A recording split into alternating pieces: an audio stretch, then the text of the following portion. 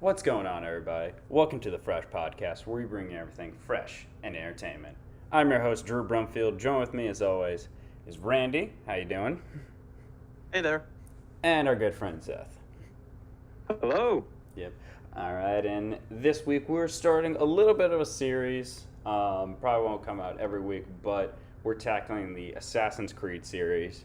I don't think it's a far stretch to say the three of us that is probably our favorite stealth game series for the most part. It's definitely yeah. It has its stealth game. yeah, stealth Continue, game is though. a very big quote, and it's had its ups and downs for a while, but we've been fans of this series for a while, and we're been wanting to do an episode about these games. But for those who don't know, there are I believe either is it 12 or 13 like mainline games in the series, not counting like the spin-offs. God, I don't know how to count that. Like, that's like Resident Evil games where it's just like there's so many of them. Yeah. It's Yeah, really you hard have, to keep like, up with all the- Creed 1, then you have like Bloodlines, and then you have like some of the spin-offs that were sold as DLCs, Yeah, like And for then the later side games. And then scrollers. the side scrollers. Like this, even like the DLCs that I was talking about that were sold later, some of them ended up just being their own standalone product. It's a lot. yeah, and the mobile games too. Like, there's so many that just like God knows how many Yeah. there are actually. So we're just gonna talk about the ones we like, I would or say the ones we have talked about. this game series has been going on for what I believe 13 years. And yeah, so we're gonna spread out and right now with the start we're gonna talk about the earlier ones, mainly focusing on Assassin's Creed 1, the one that started off, and then what is known as the Ezio trilogy, because there are three mainline games that follow one main character, as opposed to most of these games switch your main protagonist. But getting into the very first one, and I don't know if you guys will agree with me, which is, while I do really like this game series, I will say, and it's probably because I didn't start with Assassin's Creed 1. I started with 2, and then kind of went forward from there, and then eventually went back and played 1. I'm going to be completely honest. I'm actually not that big a fan of Assassin's Creed 1. I don't think the controls have aged very well. The kind of, and this is a thing that we'll get into, but all of them, but the actual present day storyline never really did it for me. And I was playing a lot, and it just felt like, this is very much the prototype for this, and I never really could get into the very first Assassin's Creed very much, but I think that's understandable. yeah. Like, that is not a controversial take. I think it'd be hard to find any of us who love that first one. Yeah. So what are your That's fair. yeah. So what are your guys' thoughts on like the first one? And also, like, did you start with that first one, or did you start somewhere else? So I'll ask you first. I can't really remember what was. I believe the first Assassin's Creed game I did play was the first Assassin's Creed title. Mm-hmm. Mostly just because I don't know if you remembered it, but there was like a lot of buzz in like the video game media about it, just because like the first games that feature like open world parkour systems. It had drawn a lot of inspiration from like the Persia series. Yep. I believe that's actually what Assassin's Creed originally was going to be, was a Prince of Persia sequel that got retrofitted into its own title. So a lot of people were excited to try it out, including myself, and then I got it, and I remember liking the idea behind it, but feeling like it fell short in a lot of areas, and I think that's where I'm going to leave it at Yeah. for now.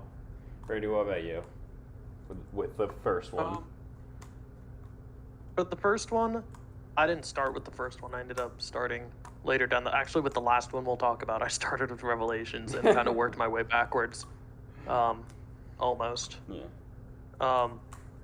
That just happened to be how it landed. But when I did go back to the first one, it was good to see kind of the building blocks. It was definitely kind of a proof of concept to kind of get people interested, and from that success, we then got this, what is it, 15-year-long 13. series at this point. Well, Well, actually, the Yeah, game came out in at least that 2007. much.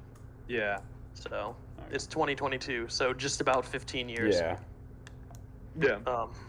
Valhalla's So- still getting content, which by the way is like the latest Assassin's Creed. Like I think literally like this past month it got more content drop, which means it's like in year 2, which is kind of insane for a single player game.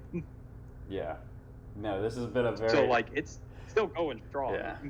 And it's crazy to like look at, you know, and we'll talk about them in the future, but like, you know, Valhalla or Odyssey or even games in later in like this first episode, and then look back at one and just like, okay, like Seth said, they had a good starting point and a good idea, but it wasn't really executed the best. And mainly I'm talking about like gameplay doesn't really feel natural. It feels very clunky. I will say, because the big thing about Assassin's Creed is there's really in most of them, there's really 2 storylines going on. There's the one in the past, which I think it's safe to say most of us are more interested in that one, and then there's the present day one where it's the real story, I guess, of Desmond, you know, going back in his memories and seeing his ancestors. And yeah, it's what's not a controversial opinion is a lot of us don't really like Desmond or the present storyline. It gets incredibly overcomplicated, not just in this first one, but in all of them. Desmond was never that interesting of a character, and it's always been kind of a thing where like you're really getting into the storyline of the past, and then all of a sudden something kind of almost yanks you out of the machine, like yanks you out of the Matrix. I know it's the Animus, but it's essentially the Matrix, and puts you in real world, and then you just the way I've always played is I pretty much try to speed run the present day stuff as fast as possible, so I can get back to playing as an actual assassin back in the past. Yeah, like the present day stuff always felt like just something that they needed to have. At least they felt they needed to have it there to be sort of like a connective tissue with all the games. You know, like it's sort of like, I hate to use this comparison, but like the MCU, where it's like, well, we need some sort of like connective thing to unite all the games. So they always use like the modern storytelling stuff, which is kind of complicated now because it's like, well, we've gone through like multiple modern day protagonists now, and we're not even sure like things that were set up in previous games have not really paid off yet, if at all. So it's kind of a mess, honestly. God knows people who actually figure it out. Oh my gosh. I remember doing research before this and literally just looking up the timeline for the first couple of games, and even like before you even look at the next ones, like the after Desmond's story, it's still, they're talking about an ancient civilization, they're talking about gods, they're talking about why humans exist, and it gets really overcomplicated and dumb, and all I'm thinking is like, I just want to play as Altair and just stab people, like, and that's all I want to do. And to be fair, that is majority of the game, but it does, the Desmond storyline does always kind of feel separate and not connected, and it just kind of feels like a worse game. Yeah. Did you know that, like, just to point out how kind of absurdly convoluted it gets, did you know that like in some of the expanded Assassin's Creed stuff, apparently Desmond has a son? Really? Yeah. In some of the expanded stuff, like in like the comic books or whatever, which is like none of the games have mentioned this at all. No. But like, yeah, he has a son, and it's canon. It's like, Yeah. okay, that's weird. The only thing I know about Desmond's personal life is that he was a bartender before he got captured. Because I remember because I just remember the line, like, the Templars captured is like, you're gonna teach us everything. And it's like, I'm a bartender. Oh, you want me to teach you how to make a freaking martini? Yeah. I think like the other thing I could remember about him is that he was voiced by Nolan North, which Yeah. is kind of it's kind of like a flip of a coin of whether, if you're voiced by Nolan North, whether you'll be like one of the most like memorable protagonists of all time, or you'll be just utterly forgettable. I don't. Which I think, Yeah. I think Desmond's pretty utterly forgettable. Yeah, he's kind of on the tail end of that coin, unfortunately. But Yeah. But no, I mean, Assassin's Creed 1, it did a lot of. Should we? Oh. Yes. I was just kind of wondering. So, do we want to really focus as much on Desmond here, or maybe we should talk more about like what Assassin's Creed 1 really is about? Well, that's what I was going to segue into. But thanks for yeah. interrupting the segue, Seth. You're welcome. No, that was our Desmond talk. I just wanted to get it out of the way. We'll probably, because the issues in 1 are the same issues in all of them, so we're not going to keep drawing back to that. But I just wanted to get that segment out of the way. But yes, what are the Fair. actual? I feel he gets better by 2. There's an argument.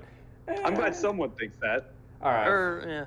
Yeah. He gets. I mean, he's better than he is in 1. At least it's more interesting in 2. But All right, we'll get yeah, to that he's when we get to 2. He's a piece of cardboard in 1, and in 2, he's I a think piece it's of 'cause cardboard he with has a less face. screen time in 2. I think it's because you're less time to Yeah. play as him. Yeah, exactly. That's all. Like, that's why later in the series, there's a couple of games where like you don't even see the main or the present person's face, and those are some of my favorite games in the series. Oh yeah, the silent modern day protagonist. I love those. Oh my gosh, yeah, and those segments With- last maybe 5 minutes. But again, for Seth's point, other than now that we have talked about the Desmond stuff, and that is a lot of the negatives, what are some of the things you did enjoy about 1? I honestly think like as obviously clunky as it was, I really did like the parkour systems in Assassin's Creed 1. And going back about a year ago and replaying through that game, it is kind of nice to still like look at it as like, you know, as an adult's eyes and see like, oh yeah, they put a lot of effort into making each city like feel believable in its layout, yet be the perfect like playground. Like there's all kinds of like areas of like quick routes you can use to get to rooftops and like side like what are they called? Side shops that you could like through if you're being chased by like guards, or use it to like lift yourself up to like get to higher ground. Like Assassin's Creed 1, with all of its faults, did form the blueprint of how the cities would be built in all the Assassin's Creed games. And I feel like those are kind of like the characters in themselves of Assassin's Creed. It's not just who you play as, but it's also the settings themselves, you know? So I think like that's something Assassin's Creed 1 did a really good job, is like the parkour elements. It was clunky, but it laid the foundation for everything else.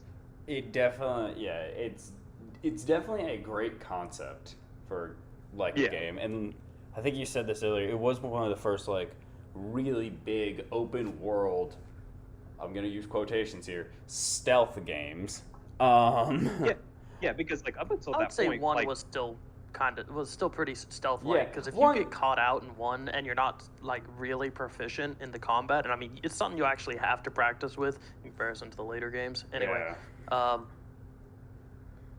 you can get caught out and die. So and that's when they really emphasize the whole like high profile, low profile gameplay of like blending in with crowds and stuff like that. And I guess that's another strength of the game is the side missions are obviously super repetitive, and that was kind of the biggest downside of Assassin's Creed 1.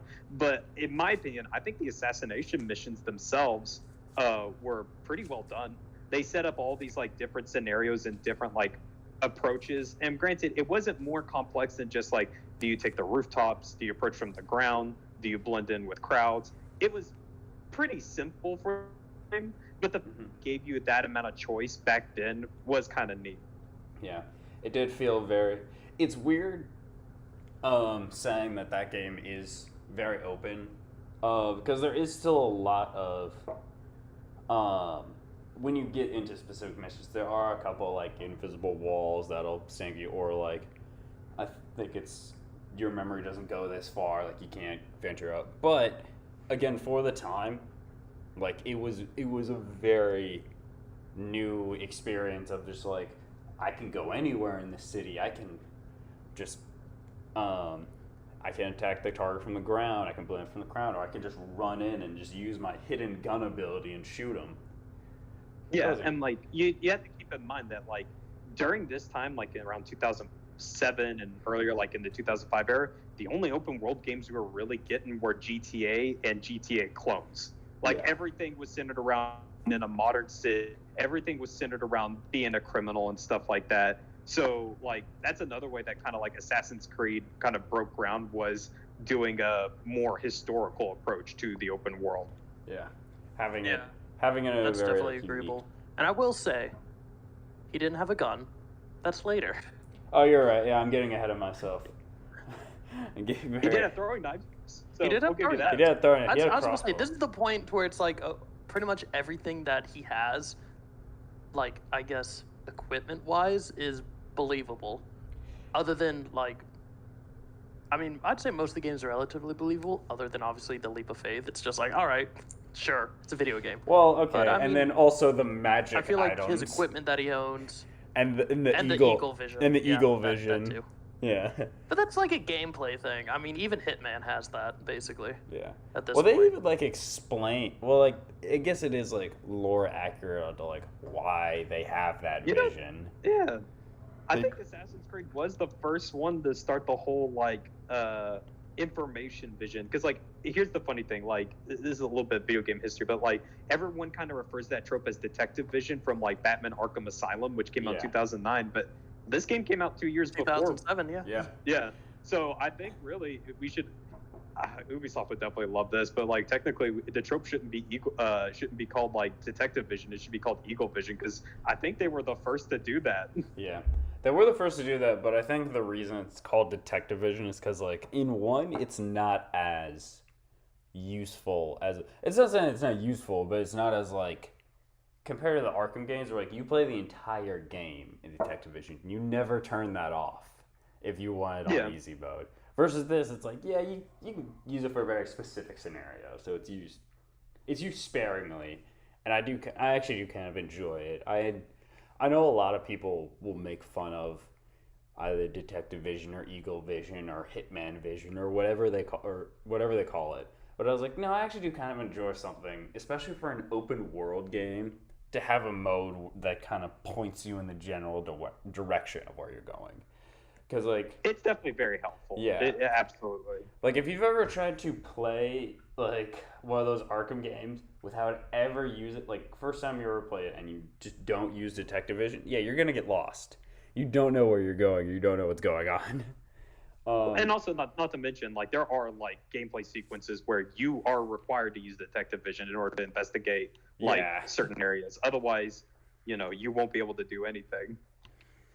But yeah, the Arkham series is pretty good. But before we move on to the Ezio trilogy, I do want to ask about this game's main protagonist, which is Altair, and he does show up later and talk about this. But this is his one and only game, and now that's normal for most Assassin's Creed protagonists, except for Ezio.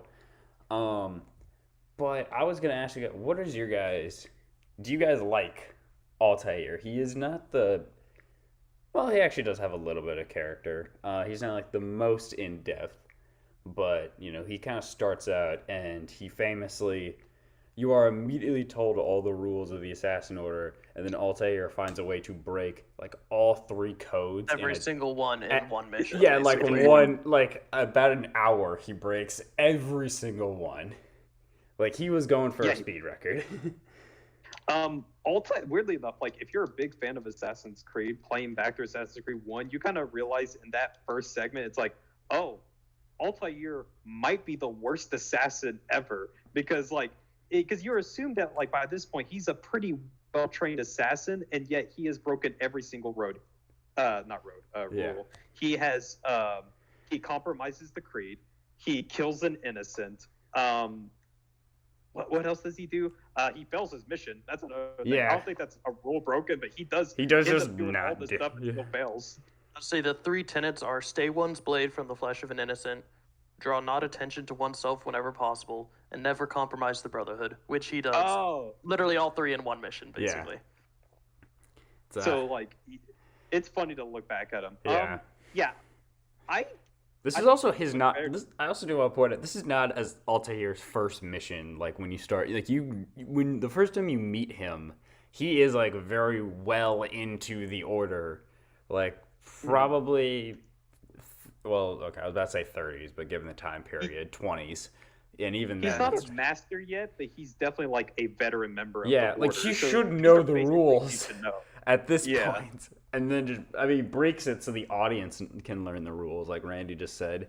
But it's like I said, it's like, dang, you really you almost went out of your way to do it wrong.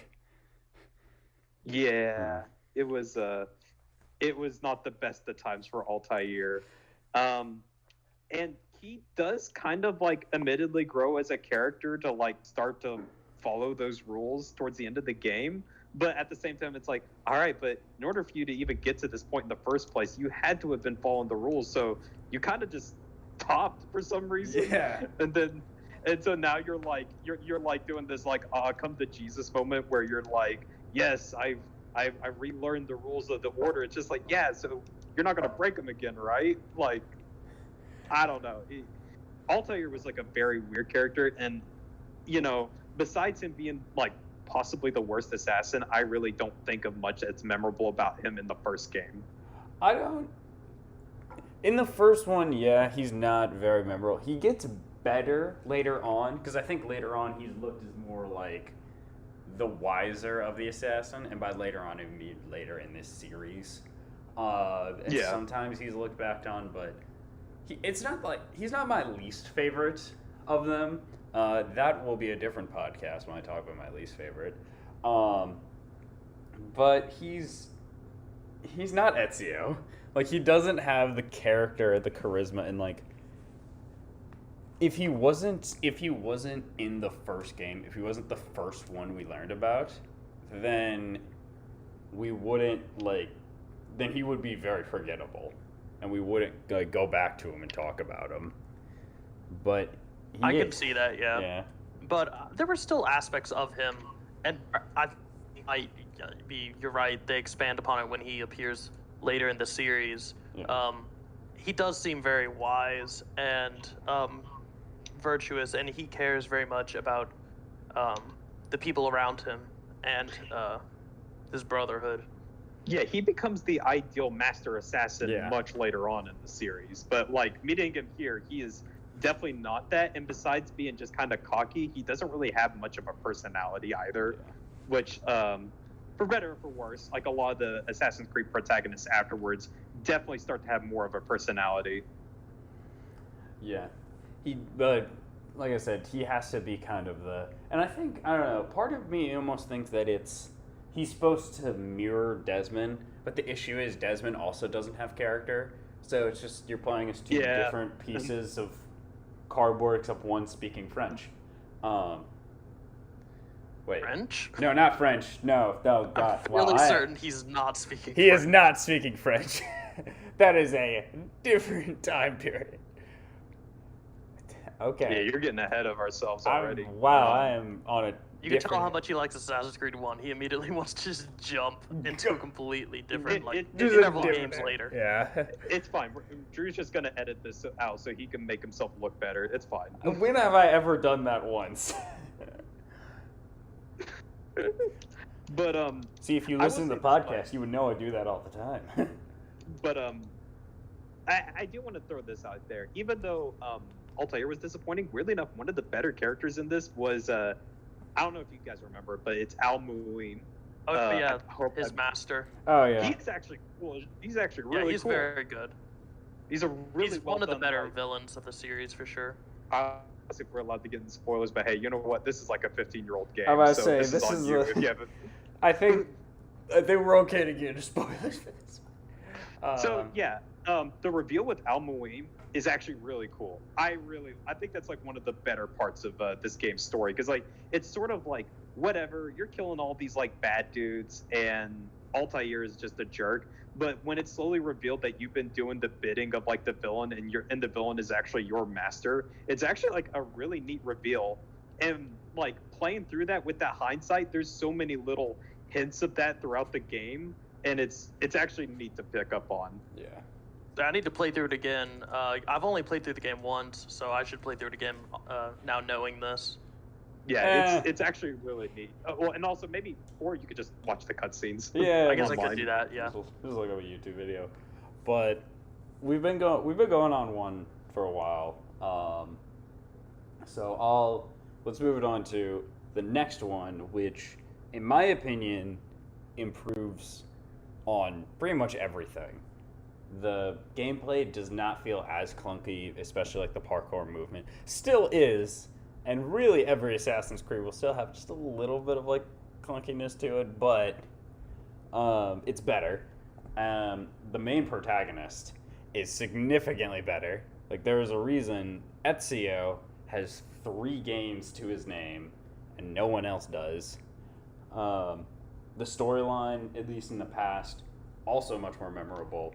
Well, yeah, I'll say that, because I enjoyed it much more. So, yeah, I think, in my opinion, 2 is a big improvement on 1, and, like, if you were to start with the series, I would recommend, like, just look up a recap, or just, like, really, even if you don't, because you can figure out the story well enough, but I would honestly recommend start with 2.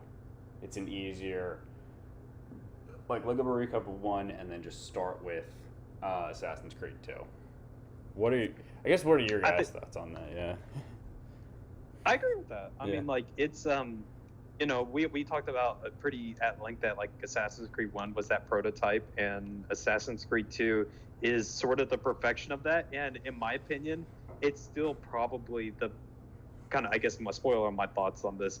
I think Assassin's Creed 2 is still probably the best out of that sort of classic era of Assassin's Creed, where we have, like, Assassin's Creed 1 in the Ezio collection, just because it takes all the ideas and concepts of Assassin's Creed 1 and just sort of perfects them. From the parkour to the stealth elements to the world design to the characters and story. They do everything just kind of almost perfect in this game, and it's kind of insane that, like, in my opinion, I don't think we really see another jump like that for quite a while in the series. Well, they did, after this game, switch to a yearly release. They saw the huge success of this, because this game came out 2 years after the first one. This came out 2009, so. That is true. Yeah. Yeah. But yeah, those are my thoughts. What about you, Randy? Now this is a game that I was weird. I played these almost. I think I went Assassin's Creed Revelations. Then Brotherhood. I think one. No, I think I went Okay. Assassin's Creed Revelations, 2 Brotherhood, and then I finally got around to getting 1. Is what I did. Interesting order. But I mean. Yeah. Anyway. Yeah. So you went into 2 knowing who Ezio was and who knowing Ezio was and where his kind of where his story goes. Yeah. How did that? Although it was nice to jump back Mhm. into 3, or not into 3, into 2, just to see a young Ezio. Yeah. See, he's very brash and is kind of just, because 2 is just a classic kind of revenge story of, albeit maybe too many, like, bad guys in comparison to, we'll get to Brotherhood when we get there. It's also a revenge story, but it's a Yeah. lot more focused. Because But with still a lot of good returning characters that you make along the way in this one, which you get introduced to a lot of these kind of your found family, your other members of the Brotherhood. So, yeah. but it was nice, and it was fun. You end the game with a fight with the Pope.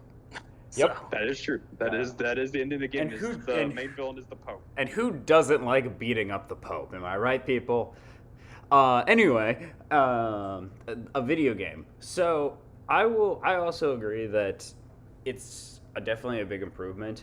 I remember when I started this game, I think I instantly liked instantly liked Ezio as a character because you start off the game, it's just like backyard brawl, and then he has a good bonding moment with his brother, and then he goes and I think I'm probably getting the order mixed up, but then he helps his sister out, and then he has a talk with his mom, and she has one of my favorite lines, pardon the crudeness, but it's Ezio, you need to find more outlets in life.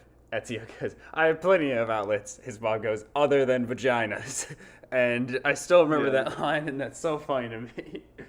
He also even has like a good, like his dad's actually like a really nice person for the whole like 20 minutes he's actually alive in the game. You meet his uncle, Uncle Mario, and he does start the game off with, as an Italian man who looks very much like the other video game character, he goes up and goes, it's a me, Mario. And then he's like, oh, Uncle Mario, what's up? Like, he just nothing. It's very dumb, but it is a bit tongue-in-cheek, and it has a bit of, like, sense of humor.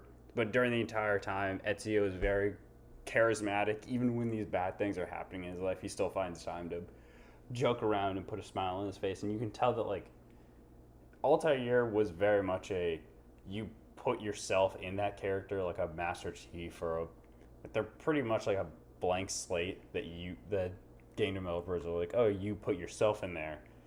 But Ezio feels like a character. He feels like a person that, like, you can, and it makes sense when he really reacts very emotionally, or chooses the path he chooses. So I really enjoyed that character.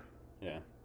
I mean, also, like, just to throw that all on top of his immediate family, and he also has like his girlfriend Christina in the first game as well, who is it's okay to like kind of forget about her, because weirdly enough she doesn't get that much development until like Brotherhood with the flashback missions, and that's getting ahead of the game already.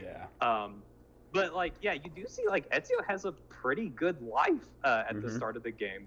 And like when it starts to fall apart, like you really honestly feel for him, and his like sort of quest for revenge makes a lot of sense.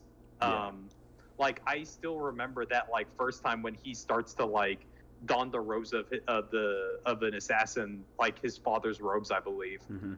And he goes after Uberto, the guy who betrays his family and gets them hung. It's pretty brutal, like how he like just violently stabs the crap out of this man, and it's sort of like his first lesson as an assassin, where it's just like even the most despicable people deserve some form of dignity of death. I say that's later in the game where like he kills I think he kills someone else like that, and then there's an assassin mentor who's like, what are you doing? Calm down. He's like, wait, but he was a pig, he was a murderer, he was a whatever. But he was like, it doesn't matter. Like, we're above that. And like that's kind of where you get more of the ideas of the Creed and the Assassin Order, where it's like, yeah, they are assassins, they kill people, but they always try to like keep in mind why they're doing it, and always are even to their enemies, like at least respectful. Yeah, and like that's like, in my opinion, like that was like such a cool moment. Like just to refresh on the Uberto moment, the moment you talk about where he kills him, he just like, there's no subtlety to the way he approaches him. He just sort of corners him and just grabs him and just brutally just stabs him repeatedly in the chest. And it's like I said, he's just mad as hell. Yeah. Like one thing I think we should add, in case you haven't played Assassin's Creed, is a lot of times when you kill your targets, you end up in this like weird ethereal world. It's just been a staple of the series, so we just kind of accept it, where like the assassin is talking with his target, and I'm pretty sure that like Ezio like just berates this dude and spits on his corpse. He just like there's no throws in a good kick afterwards. Yeah, and like he gets chewed out by, I believe, Mario for that kind of like behavior. It's like, hey, you're an assassin. You're supposed to act better than this. Yeah. And he does. Like, I think one of the, like I guess it's fairly obvious of like where the direction of that goes, but towards the end of the game, when he meets the mastermind of like who orchestrated his family's death, and it's like Rodrigo Borgia, he doesn't kill him. He spares him. He takes like the higher ground, which is like, you know, that trope is kind of like sort of whatever in games. It's just like you've been killing people all game, but like suddenly violence bad. Yeah. But I feel like it's actually executed pretty well. And there's some interesting consequences of that in Assassin's Creed Brotherhood that I really like. So, yeah, Ezio, like, I think that the thing that helps Assassin's Creed 2 is you do just kind of like, since it's set over the course of like many years, you just see Ezio just grow more as a character. He's already likable at the start, and you just see him grow up. Yeah. And it's kind of cool. One of my favorite scenes in the game is when, even though he's been doing many years at this point, is where he's up in like this bell tower, and he not only meets Mario, but he meets all the other people that have been helping him on his journey, like La Volpe, the guy who's like runs the Thieves Guild and all that. Yep. And like it turns out like, yeah, we're all assassins, and we've been all watching your progress, and we want to officially induct you into the order now. And I was like, that's a really cool like moment for him. Just like he lost his family, but he also gains a new one in the process, and he gains their respect. No, I agree. Definitely the storytelling and characters in 2 are a lot better. But I do want to bring up one who I'm surprised you didn't bring up, but the best character in really all these games, but definitely 2, is Leonardo da Vinci. I love him so much in this game. He's always funny to me. He's always like so energetic every time he sees Ezio. It's like, oh my gosh, do you have new like ingredients or tools or maps or whatever that I can build stuff out of? And he's like, yeah. And then he always gives you the coolest like gadgets. I remember the first time he actually gives you the hidden blade. He's like, well, I got the blade on you, but it won't work unless we cut off your finger. He's like, are you serious? I'm like, yeah, man, I'm sorry. And like he's getting ready to do it. It's like, I'm just messing with you. And I tweaked the design so you don't have to do that anymore. Like he's just messing. That was very fun. That was a fun little tongue-in-cheek thing. And Ezio, who in mind just lost his focus, is like, oh, whatever, I'm gonna do it. He's like, never mind. I just like teasing you. But no, I really like Da Vinci. That's all I want. He's kind of like I agree. Like in a weird way, he's kind of like the Renaissance version of like your Q, which is very fun. It's just like, hey, I built a glider so you can cross the city for missions. It's like, all right, cool. I might die in the process, but let's do it. Fun fact that a lot of like the glider and a lot of other like the weird tools he builds you are actual based off sketches from the real life Leonardo da Vinci. Now, keep in mind, there wasn't a cannon attached to the top of it, and I don't think it would fly if there was, but you got to make it a video game somehow. Yeah, and you know, would it work? Probably not, but you know what? It's a video game world, and it's cool that they use like a little bit of like real history to, you know, make this really fun gameplay moment, which is in keeping with Assassin's Creed. It's a little bit of like soft history. Yeah, it's the fun. That's fair. It's the fun parts of history, and then lying about it. So I'll enjoy it. At the very least, I like to think of like, well, it probably at least like taught like a few kids about like, hey, there was this really neat dude named Da Vinci, and yeah, some of the stuff is real ideas he came up with, you know, years before it actually be functional. Yeah. I think soft history is a pretty good reference, because I know a lot of people who are like really into history and like are history majors, and they're like, yeah, they love these games, even though they know it's not, you know, 100%. Like, it's obviously not 100% accurate, but they do get a lot of things right. Yeah. At least in their settings. They and do stuff like that. It's a great like, and I'm surprised more games don't do this. But like it's a great idea to just drop a character in a moment in history and different moments and kind of just let them run wild, because like it's not often that like a lot of games nowadays are either like in the future or a GTA where it's present day or almost present day or like stuff like that, but like there's not as many like games set in different eras in the past, but there are a lot of like really fun moments and a lot of really fun eras you could do. And Assassin's Creed 1 is one of the best series that goes through all the different was. Yeah, like Yeah. there's a chance that you might like learn something from this. Like I bet Except like, I learning know something kinda- from a video game? What are you talking about? They're all Yeah. violence and they're all corrupting our minds. What do you exactly. mean? But getting ahead of like myself a little bit, like some of the games like Odyssey, which is set in ancient Greece, like Mhm. it might be the first time like someone is ever exposed to like in Greece, like there was actually like the Peloponnesian War where there were actually multiple Peloponnesian wars, Yeah. where where like Athens and Sparta was fighting each other. I think there were like 2 or 3. There were a um, couple. You just blend them all together. Yeah, I mean, it was pretty much all the same stuff. It's like Sparta's like, oh, I'm better than you, and Athens like, no, I'm better than you, and they fought over it. And millions died. But yeah, also like Renaissance history. Like it's really cool to like visit. Like you learn about like Carnival, the holiday. You get to visit Venice, which is really Yeah. fun. Probably one of my favorite moments in the game is actually getting to see Venice. Yeah, I like the Venice Just because it's setting, like yeah. because it's such a cool. Not only is it like historically like really cool to check out ancient Venice, or I guess not ancient yet. I don't know what the criteria is. It's old Venice, but Previous it's also Venice. cool. Yeah, Yeah. it's like a really fun playground for parkour. Which like Mhm. oh yeah, like a bunch of like waterways that you could swim in. Oh, we completely forgot one of the best things about Ezio. He can actually swim. If his Altair foot can't doesn't- Oh yeah. Yeah, I know. Altair never learned how to swim. If his foot like literally touched water that That's was right. like more foot deep, he just died. He does learn how to swim later on.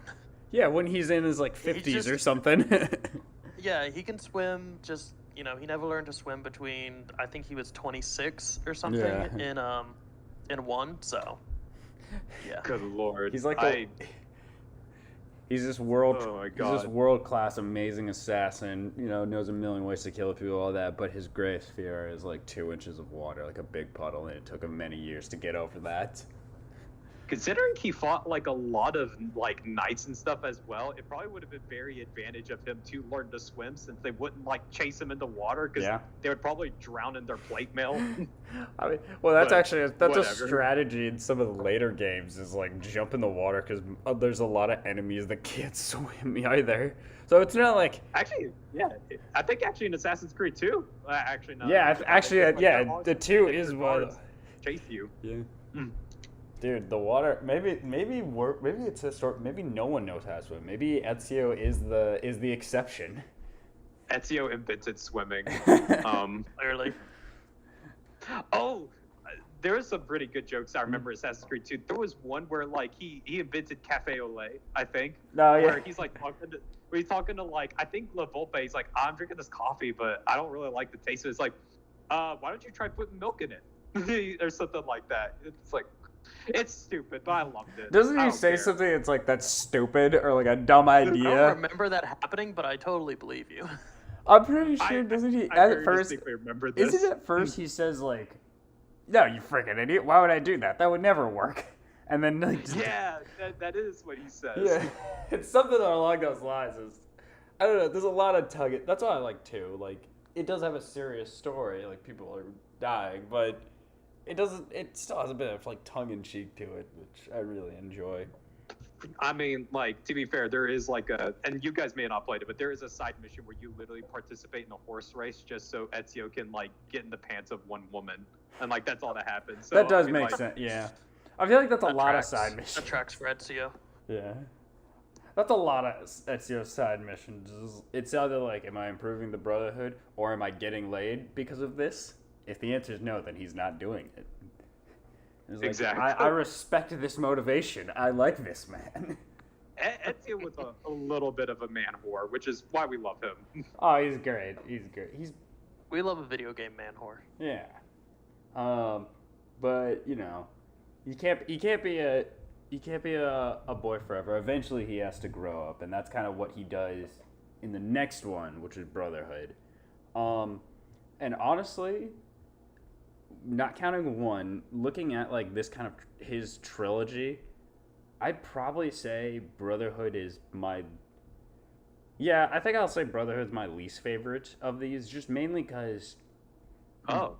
Brotherhood. I know that sounds weird, but at least, and this is just how mine's. I remember a lot of moments from 2, and I really like 2. And I also do remember a lot of things from Revelations, and I'll get to it. But Brotherhood really felt like this is just an expansion of 2. It's a very long expansion. It's a second game, but it added, things, but nothing. And it might just be because it's been a while since I played, but nothing really stood out to me in Brotherhood as much as things stood out to me in 2 or Revelations. Like, it's the one that I remember the least about, and that it did kind of just feel like we're doing Assassin's Creed 2 again. Not to say, and I want to clarify, I'm not saying I didn't enjoy the game, because like I said, I enjoyed 2, and then Brotherhood is more of the same, but it is kind of like that. It's more of the same.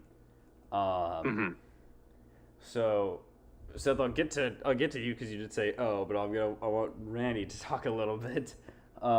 Randy, do you kind of see where I'm coming from, or do you disagree? What are your thoughts on Brotherhood? I haven't really thought about a ranking or anything for these games, but Brotherhood improves on 2 in a lot of ways that even just small things that people may or may not remember or whatnot. Just quality of life things, to where, yes, it is kind of like an expansion almost. It's kind of like Assassin's Creed 2.5.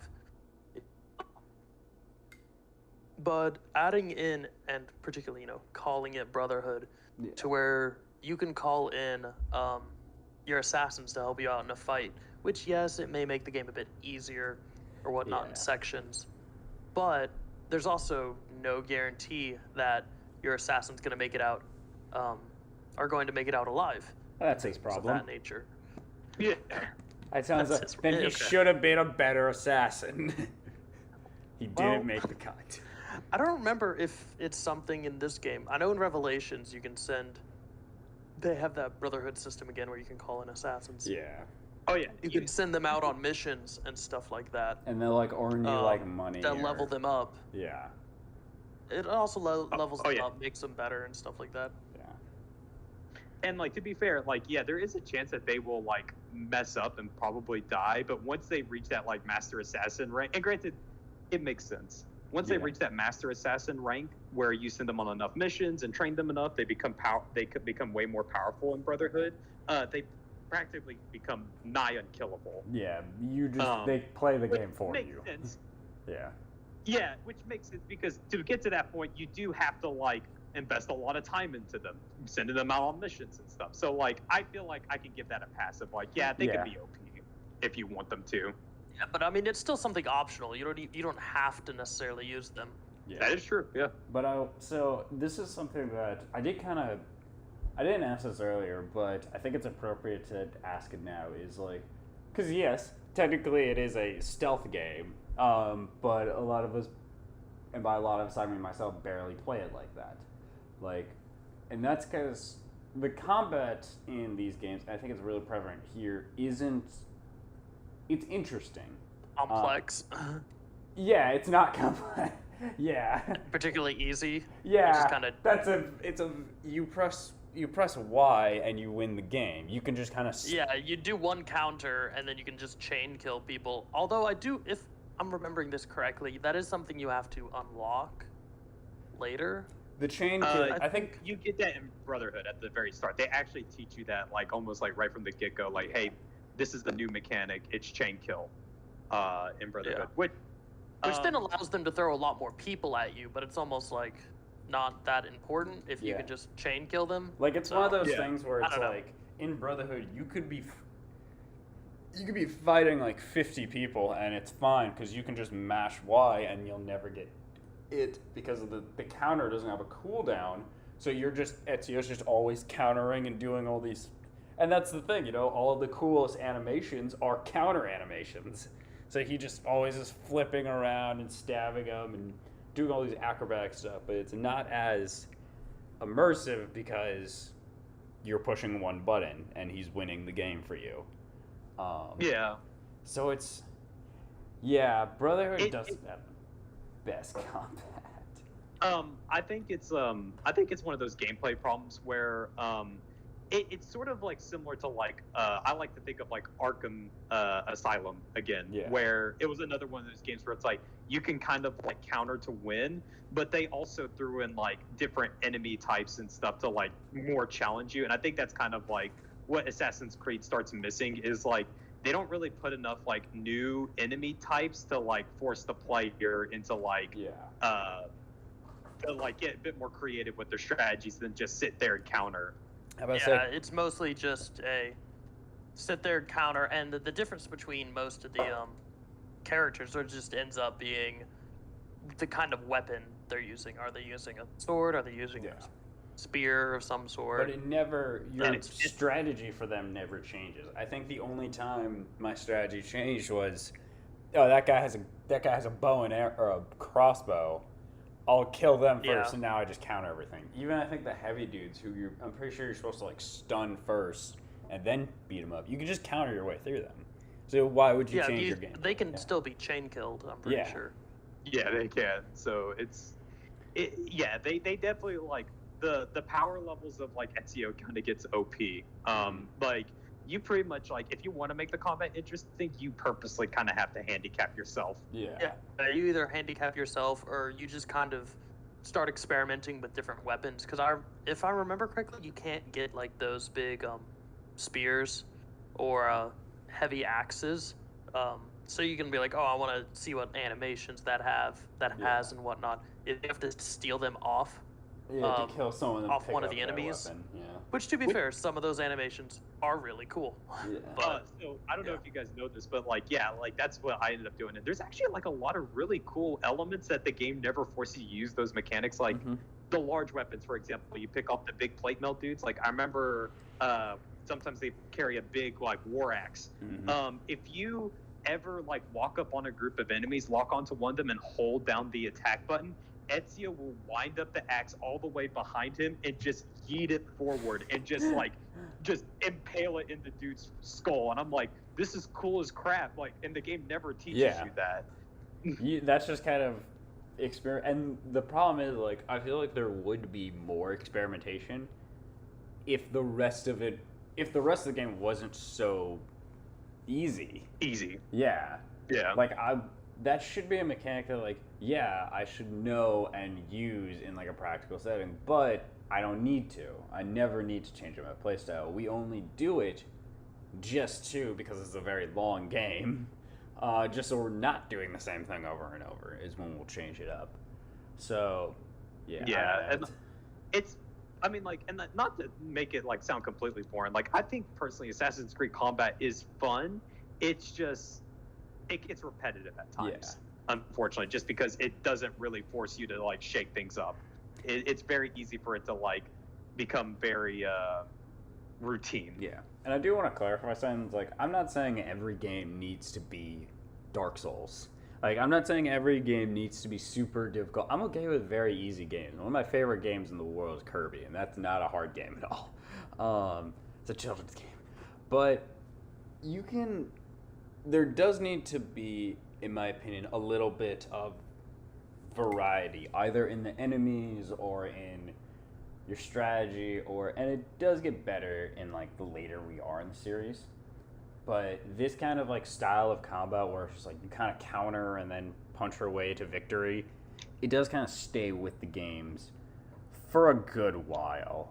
And it's some are better and some are worse, but this is kind of the and like yes, two also technically had, but this was the game that like really cemented it. But enough about the combat. Where was I going? Randy, I wanted to ask because the other kind of big thing that was added with 2 was, and we can get more into this during Revelations, because this is where they actually got better with it. But they actually did add a multiplayer element, and I'm asking you specifically because I'll ask you, how did you enjoy the multiplayer in Assassin's Creed? And I do know that like Revelations definitely did better of it, and we'll get to that in a sec. But did you play any of Brotherhood's multiplayer? when I ended up going back to the game, I think this was after 4 had already come out Yeah. or was about to come out. Was when I went back to it. I mean, Okay. regardless, Assassin's Creed 3 and Assassin's Creed 4 both still had multiplayer on it. So by the time I went around to went around to Brotherhood, Mhm.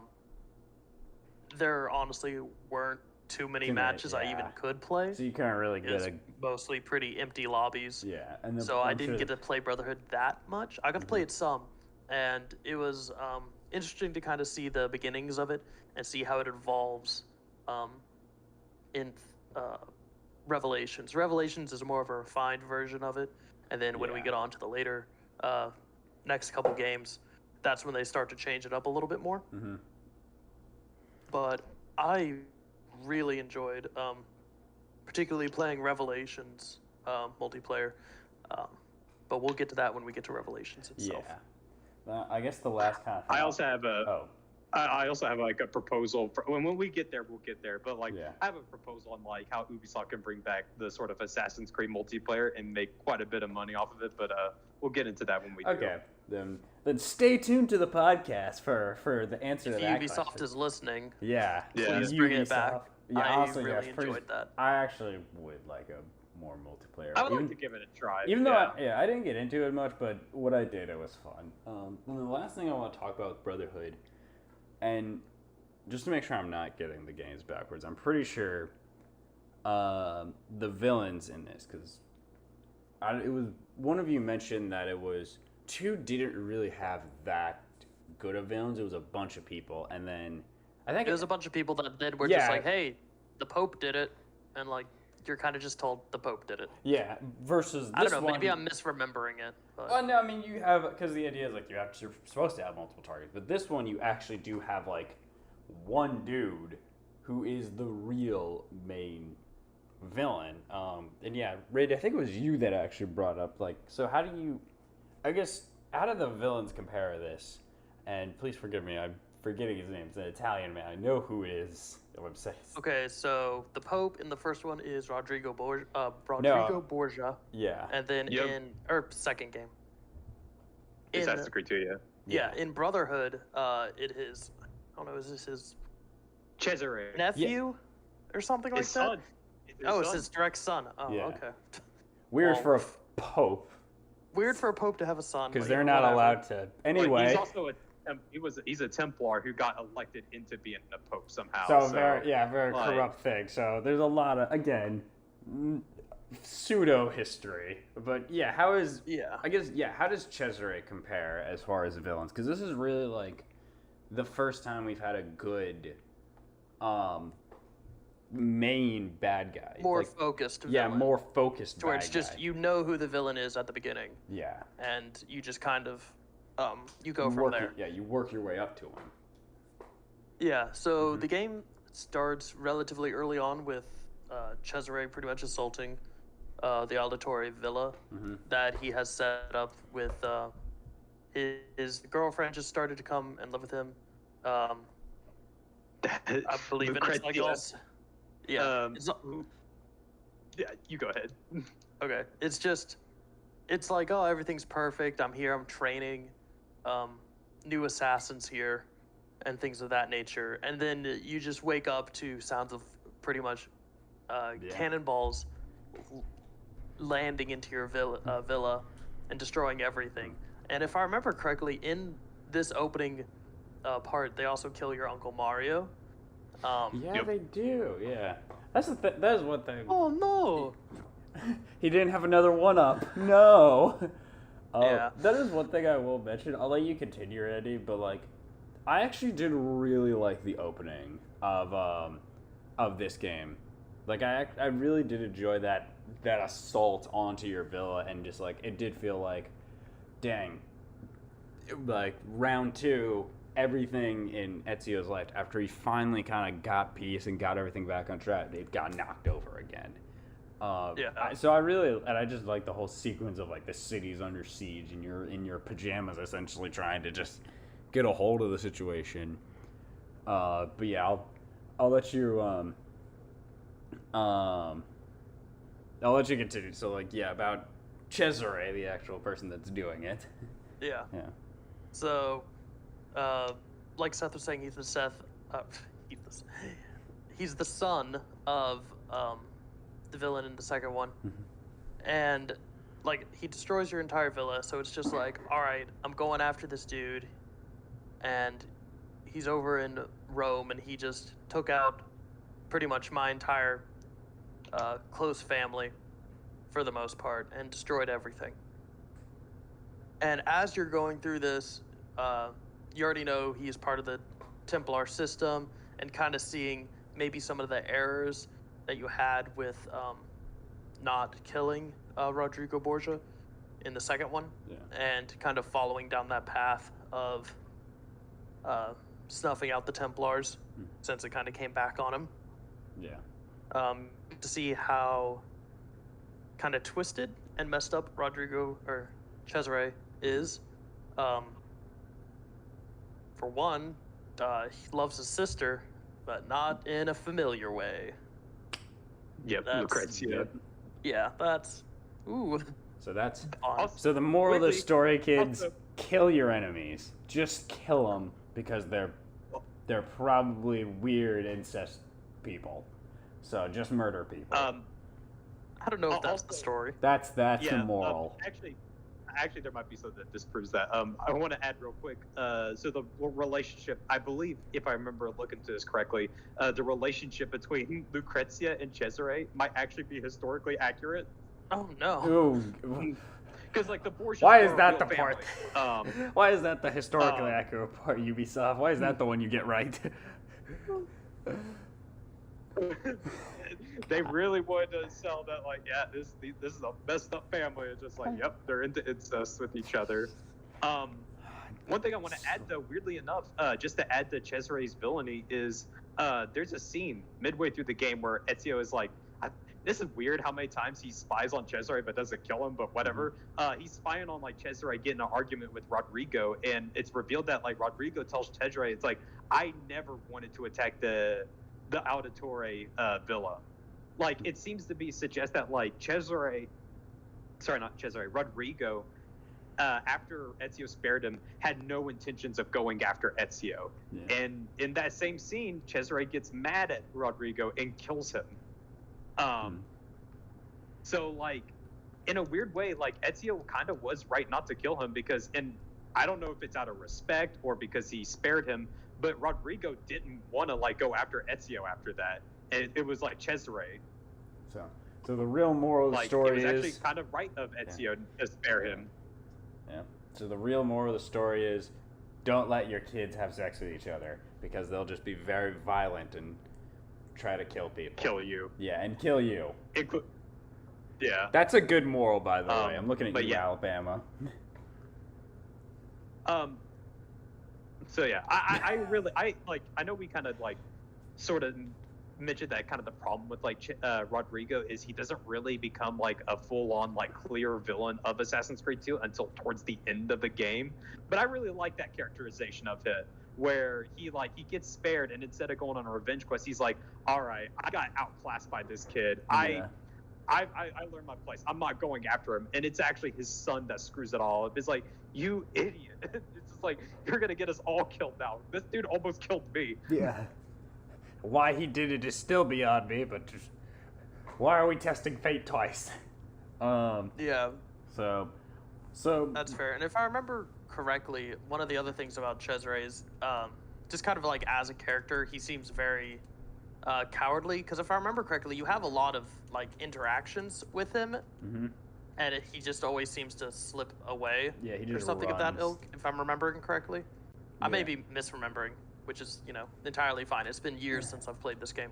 There are a lot of Um, times when like you're close to him or whatever, or, like you're running towards him, and he's like, "Oh, I gotta skedaddle out of here," and it's just you see them Yeah, like he's chasing, just super cowardly and is just Yeah. really kind of slimy. and you see him chasing him. It's like I see the crossbow on your shoulder, Ezio, and it's what I use the entire game. Shoot the man.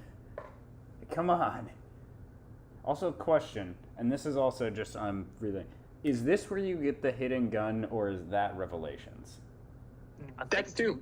Yeah, I'm pretty sure you It's- get it Oh, in that 2. is. Yeah. Oh, that is 2. Yeah. Oh gosh. Because that was one thing I think, if I'm in Assassin's Creed 1, Yeah. the initial trailer shows him with a crossbow, and I don't remember for what necessary reason they took the crossbow out.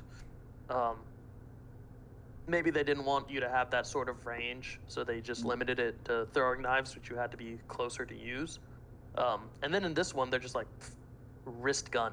Yeah, which is one of my favorite abilities. I'm gonna be honest, because for whatever reason, and this is just like the way I play games. I've mentioned this before, but anytime it's a like melee focused like combat game, the only thing I want to do is pull a gun out and shoot my opponent because I find that really funny.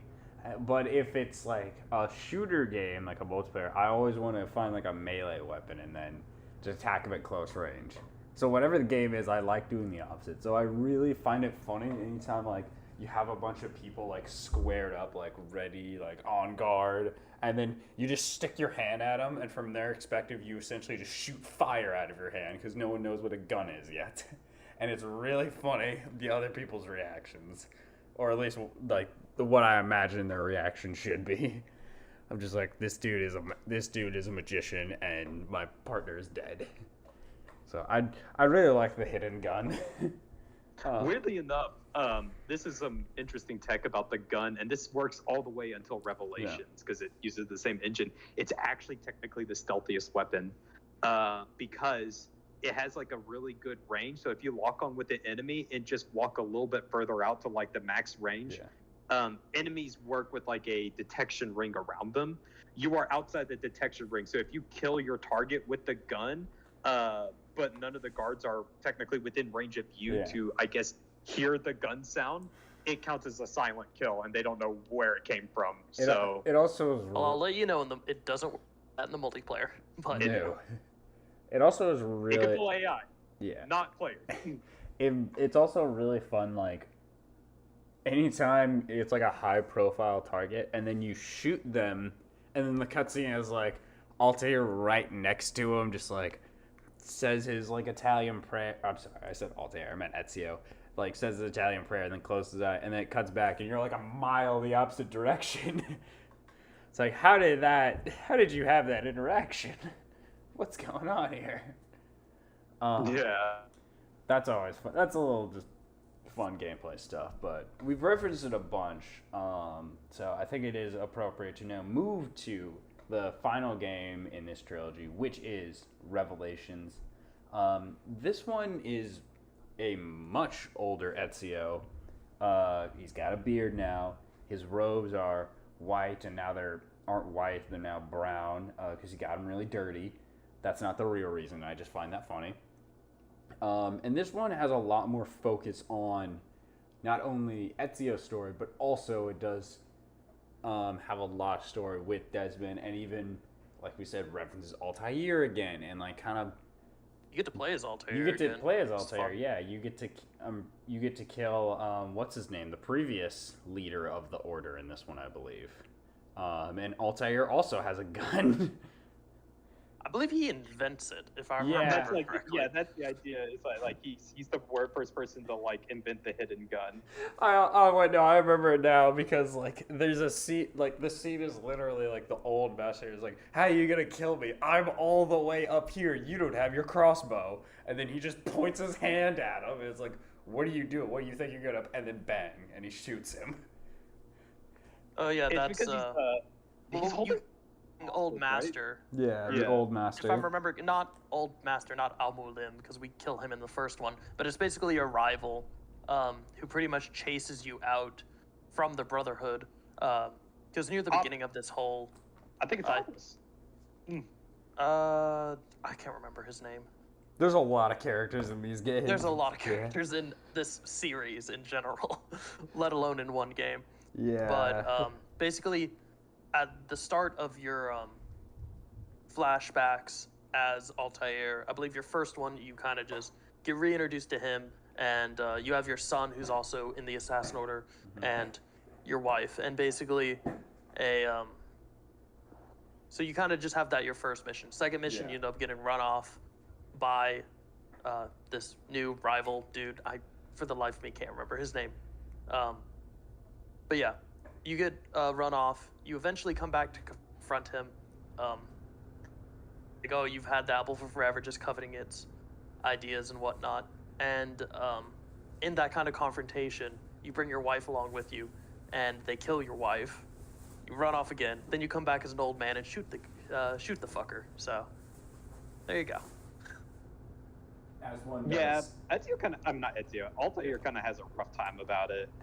Yeah. He's definitely humbled in his like older years Yeah. because of all the awful shit. So, yeah, Revelation. I remember a lot more of like this kind of the story details because this one definitely had more of a focus on the story. It does have a few new gameplay elements. One of my favorites actually is the hook blade, which is the first time it's introduced in there, and I'm pretty sure actually the only time the hook blade is introduced. Yeah. Yep. Which thinking about the practicality of that thing, the whole idea behind the hidden blade or gut is that it is hard to see. I don't see how one misses that. Because it can't slide in all the way on your wrist, because obviously the hook. So it's either pulling your shirt down or just above your shirt, and like, I don't see how not everyone doesn't see that. That said, practicality like stuff aside, it does add a lot more like fun gameplay stuff. You can kind of run and like tumble over people and like have the hook catch them and throw them. Yeah, you can also do a quick instead of a counter kill, you can do Yeah. like a counter. What was it? There's Throw? the counter throw, and then there's also the counter instant loot, basically. Yeah. Because I know this is something kind of introduced as a quality of life thing later in the later games, where once you kill someone, you automatically get whatever loot is on them, or they have like you have an area of effect loot or something like that. Yeah. But this is something they added to where you can pretty much like loot, and then you can go to kill them. So Steal, rob them, and then murder. The Yeah. optimal way. But I don't know. I enjoyed Revelations a bit. But what are your guys' thoughts on kind of like Ezio's like final chapter? At least like the story. Did you guys feel was a satisfying conclusion for the only assassin that has had more than one game? Like we have followed him since his pretty much teenage years. But I was gonna say, we actually have literally followed him since his birth, because episode 2 starts with, or not episode 2, Assassin's Creed 2 literally starts with him being born. Yeah, so we follow him from birth until death. And it is Not quite death. No, he doesn't To die. beat death, Yeah. you have to, what is it? Assassin's Creed Embers, the Yeah, that's what it animated is. movie. Which is actually yeah. pretty good. I enjoyed it. I actually have not seen that. I need to check that out. I've heard. It's good actually, It's probably on YouTube at this point. Probably. Maybe not Yeah, it YouTube, is. but it is. the official Assassin's Creed channel. It's like a 15-minute short film. It's pretty good actually. Yeah. It really is about like Ezio's like last years, Yeah. and it's very nice, just as like a goodbye to him. Mm-hmm. I agree. I'm trying to.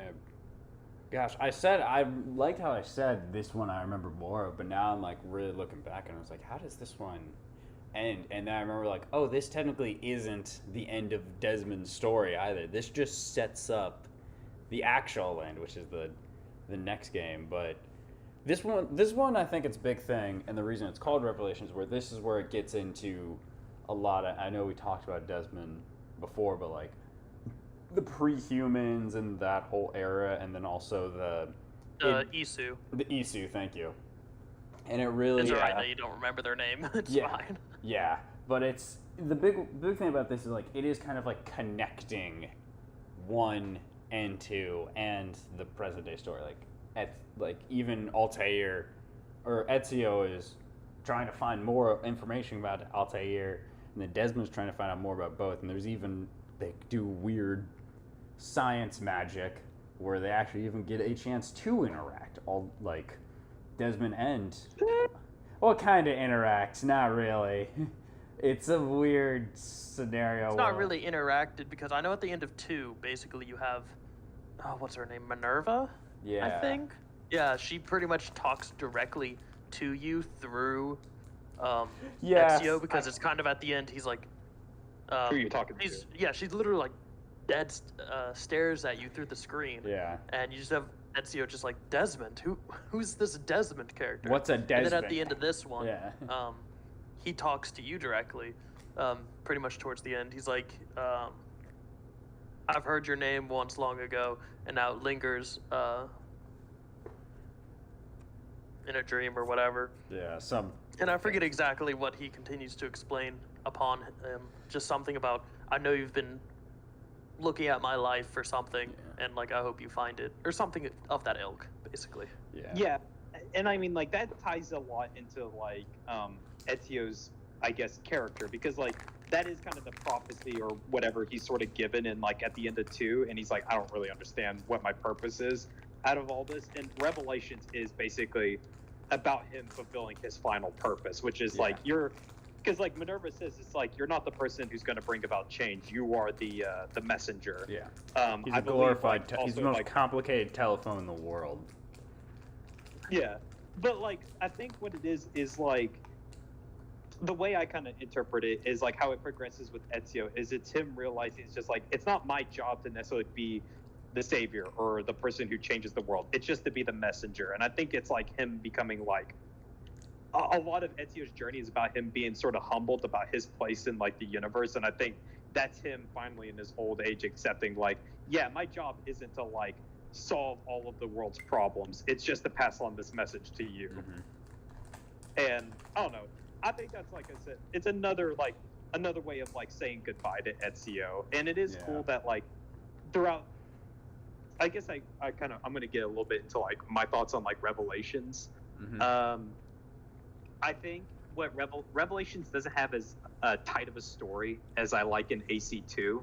And to be honest, I don't think it has a really good villain, cast of villains like Brotherhood did, because like just think about Revelations for a second.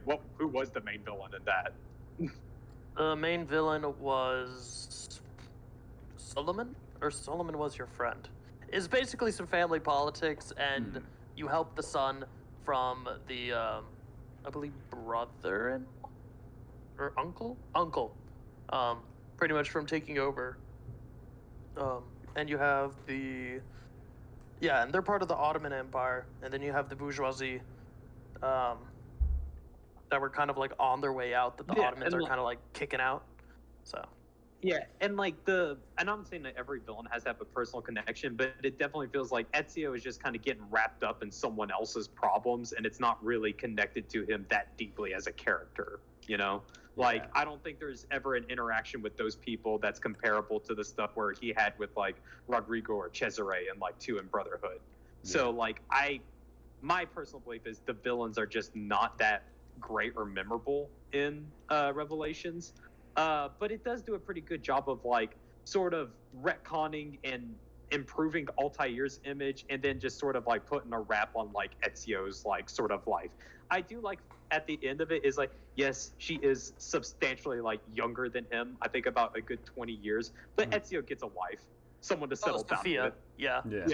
And I think, I don't know, I like their relationship, because she's initially like, she's a little charmed by him, but she's also kind of just like, Old man, for at least maybe like the first mission. Look, but then after that, she really starts to fall for him, and Look, it's I don't know. Ezio. I think They it's all sweet, fall- especially for him to, They all fall It's for him sweet. eventually. And like he finds love. Like, it is nice that happens for him, because like and it's not that big. Like, she's like 40 and he's like 60, so it's not that big of a gap, I guess. Also, let's be honest, all right? It's these ancient times. The best thing about this is she has no blood relation to him, and so I'm kind of okay with and she's above the age of like 18 or something. So at that point, it's like, all right, we're good.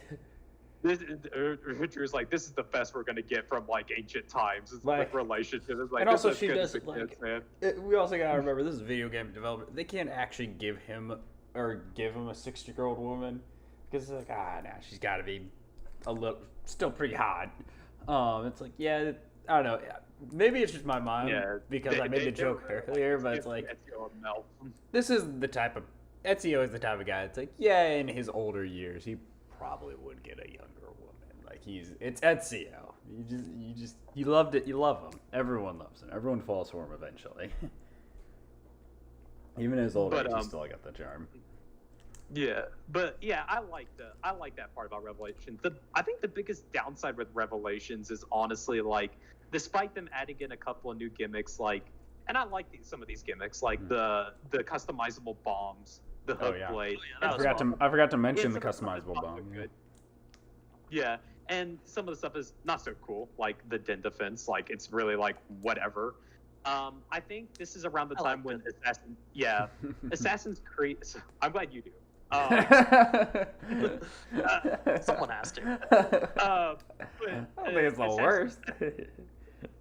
Assassin's Creed, and I felt this in Brotherhood, and I start to really feel it here. Revelations is that's whenever like the repetitive activities and game design really starts to set in, because I think that's one of the big criticisms going forward with Assassin's Creed is like it kind of gets very repetitive with its gameplay loop, Yeah. and I start to feel that sort of exhaustion a little bit in Brotherhood, but especially in Revelations. And here's the thing, like these But- are not short games. Like these No. take a minute to get through, especially if you do a lot of the side quests. So like if your gameplay loop is not like something that doesn't really get repetitive that much, if it's like this and it can be repetitive, then you definitely feel it when you're on like hour like 5 or 6 playing this. Yeah, Yeah. especially if you're kind of taking over districts and stuff Mhm. like that. I appreciate what they were doing in the way of taking over districts and stuff like that. Because if I remember correctly, I don't think that's in 2. I don't think you take over districts introduced in Brotherhood. yeah. And like upgrading your status in an area. And then Revelations pretty much builds on that. And then also for building your status, you can also upgrade shops and things of that nature. What else did it also do? And I know you didn't care for the Den Defense. I kind of liked it. I thought it was fun. I can see where people like it. To me, though, it did. It's been a while since I played it, but I do remember that there does become a point where there requires strategy for every Den Defense, and it kind of gets boring afterwards because it's like, well, as long as I just don't deviate from this one strategy, I will always win. I don't think I suppose. you have to- I mean, did you have that to could do be almost Den- any game, though. If you just, you Yeah. know, That's true. if you just optimize abuse whatever the system. Yeah. then, How often you didn't have to like do it'd be that? almost any game. I don't remember that game mode super well. You didn't have to do too many of those missions, I thought. No, you do one, and then the rest are all optional. Okay. I think you have to do them to get Master Assassins. Yeah, Maybe? because like I think Or like no, you don't. I think if you get a Master Assassin and you have a Master Assassin in that particular assassin burrow or whatever, then you don't ever have to do them again at that particular burrow. But you do have to put a lot of time into a particular assassin to where then you take them on, I believe, 2 missions. One is when they're getting ready, is like tier 1 of becoming Master Assassin. Maybe it's like, I don't know, high ranking assassin, whatever it is. And these missions I think are particularly fun because they're pretty much chasing down the multiplayer characters and assassinating them, yeah, which I thought was really fun. And then the second of that is when you actually kill that character and then they become a Master Assassin and you can put them at the head of a burrow. So, Doesn't it also give you like some sort of multiplayer cosmetic when you do or something like does. that? Yeah, now I'm starting to remember this. That is kind yeah, of cool. this is one of the things that I really enjoyed about Revelations. Yeah. Which, speaking of things you enjoyed about Revelation, Maybe we should have played the multiplayer more. Yeah, I was about to bring up the multiplayer. I was like, this was a lot of people talk about it, and I think a lot of people still quote Revelations as their favorite Assassin's Creed multiplayer, but this is definitely where like, yeah, Brotherhood was the one that invented it, but Assassin's Creed Revelations were a lot of people were like, some people don't like it, but a lot of people were like, this is actually fun and like good on it. And so Randy, I'll ask you to explain a little bit like why do you enjoy the multiplayer in Revelations? All right. So one of the things that I really enjoyed about just the Assassin's Creed multiplayer in general is that it was something completely different. Because, you know, you have your standard, you know, Call of Duty, deathmatch, whatever, Mhm. you know, Halo, big team battle, pretty much your shooter stuff. And that was what's big in the way of multiplayer, especially around the time this came out. When did this come out? Like I guess the last 2011. game. Yeah, so COD was huge. I don't remember which one was out at that moment, but I think. But anyway, like I remember that was similar. Modern Like Warfare Yeah. when you 3, think so it multiplayer, was- you think like just shooting games or just classic deathmatch. Yeah. I think, but this was no. You actually had to like, and everything just reaction based. No, this one actually is. You have to outthink the other. There's a dude. bit more. There's strategy to it, Yeah. especially if you want to do really well at it. Because you can, because you could technically use the gun in it.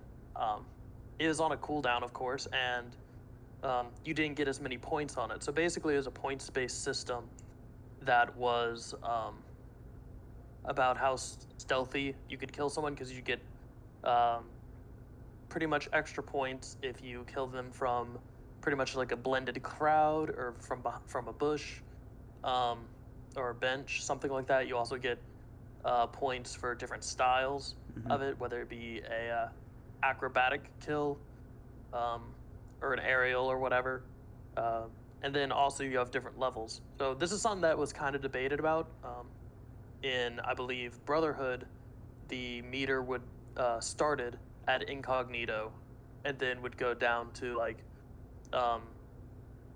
suspicious and then reckless, something like that. It had 3 phases, I think. And then in Revelations they swapped it to where you had to build the meter. Yeah. So some people liked that system, some people didn't like that system, where you had to pretty much stalk your opponent and have a certain amount of time build up before you actually kill them. And then you also had certain abilities, things like you had defensive things like smoke bombs, to where if you could tell someone was hunting you, and one of the ways that the game told you about that is it had whispers and stuff going off. Basically, you'd hear like just like people mumbling and talking, basically when the person hunting you was getting close. You wouldn't be able to tell direction other than just, hey, someone's hunting me and they're close by. Yeah. But if you could tell that, a certain character model is pretty much making a beeline for you, you can drop a smoke bomb and stun them, which pretty much, they just get stunned for a couple seconds and it removes their contract from you. That's cool, especially since that kind of gameplay encourages players to like not do it the Call of Duty way, where you're just super sweaty, just jump in, kill them as fast as you can, and just run off. Like the fact that it that like annihilates your, because one, you're not going to be able to build up that meter to get extra points, because like incognito gave you the biggest bonus, and then also using the Right. gun instantly drops you to a reckless kill. Mm-hmm.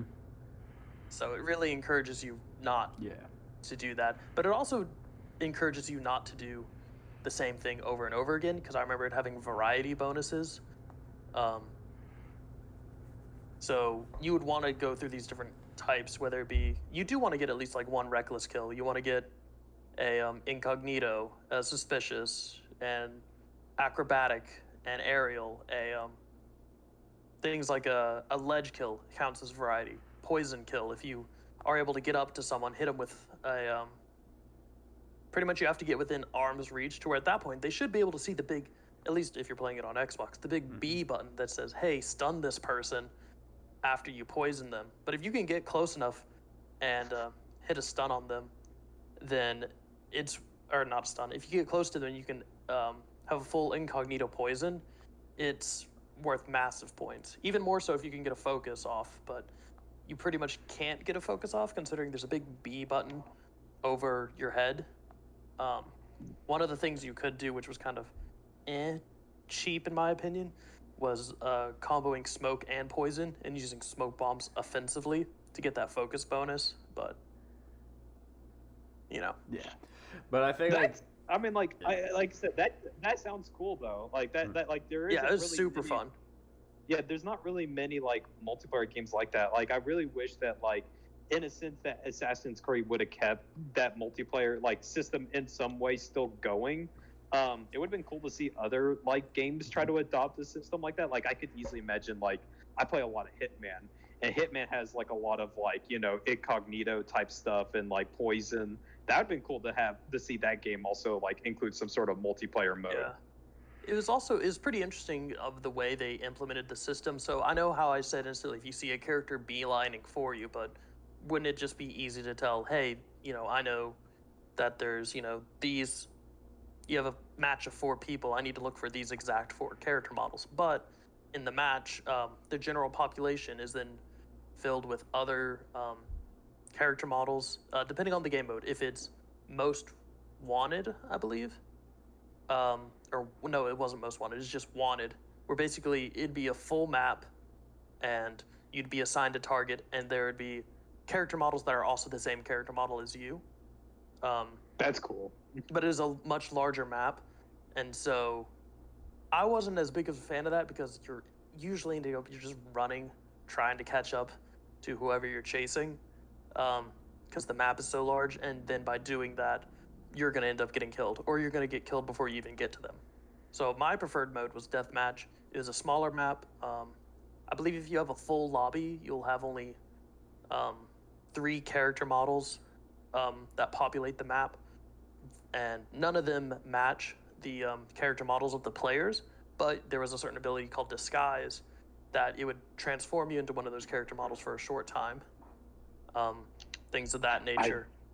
I do remember that Yeah. from the trailers and stuff. So that's really neat. Yeah, that was one of the things I loved to start off with, was a pretty much Disguise Poison, or something like that. Or one of the other things you could do was change one of the people you're standing next to in a blended crowd into the same character model as you, to where at least there's 2 of you, so it's more of like a 50-50 chance on which person they need to kill, things of that nature. I You can have things like a bodyguard, to where the NPC is supposed to run towards the person coming at you to stun you, and stun them for you, for less points than if you stunned them, but still, your question. Okay, and I have to ask this because it's kind of like iconic, and I don't know if you could do this in the multiplayer. And it sounds like it would be a very specific situation if you could. Could you double assassinate people, as in like dual hidden blade? Was there any way you could do that? There was no dual hidden blades. I think the only thing you could try and do to get a double assassination is there was a game mode that maybe it was wanted. No, it wasn't. But there was a game mode where basically you walk around. I think it may have just been called Assassinate or something like that. It's the same size, I believe, as the wanted map, so full map. Same premise, but you're not given targets. You choose your targets. So you have to lock on to someone that you think is a player character. So you have to, see how they move or whatever, or as easy as you just see someone running and it'll literally give a little prompt. Pretty much if you're running, it's a high profile action and it's a prompt over your head that people go, oh, there goes a player character. But yeah, you would choose your targets. So the only situation I could think of would be someone is hunting. So you have 3 people. One person is hunting someone and you're hunting no one. So the person who's hunting the other person gets stunned by that person. You smoke bomb both of them. And I think if I remember correctly, there's actually an internal timer, so you actually aren't able to do this. But maybe I'm misremembering. Maybe there's no timer and you're able to. You kill the person who just got stunned, and then you lock onto the other person who's still stuck in your smoke bomb, and then you kill them. That's the only thing I could think of that could possibly do that. But like I said, I think there's an internal cooldown for after you get a kill for locking onto a new player. That makes for sense. Yeah. Contract. I just had to ask because I feel like if there was a way you could double assess the players, that sounds like it'd be fucking awesome. Yeah, that could be something to think about in the future. Cough, cough. Please bring back this So that multiplayer. I thought it 'cause- was really fun, and it's been enough years that I think people would like to have it back. Yeah, this definitely does have yeah. like a cult following behind it. What were you gonna say, Seth? Well, so I brought this up earlier, and I still stand by this idea that I think now would be a good time. This is going to sound disgusting, but bear with me on this. A free-to-play Assassin's Creed multiplayer, like sort of competitive mode. I only say competitive just because it's like PvP, not just PvE. Yeah. But in particular, I feel like if they could bring back a lot of the stuff that worked in the past of like their games, like the different characters and class abilities and like disguising yourself and like loadouts and stuff like that.